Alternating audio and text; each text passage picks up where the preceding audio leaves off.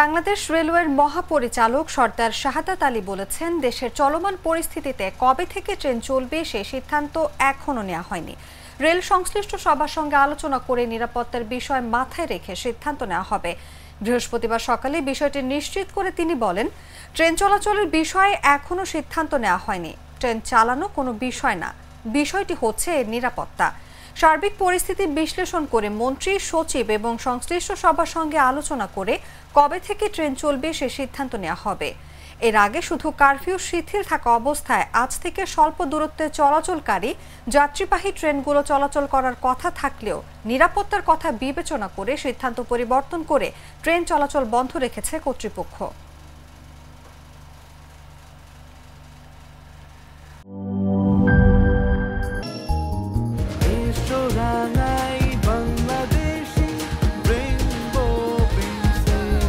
Rainbow Paints, ছড়াও জীবনের রং।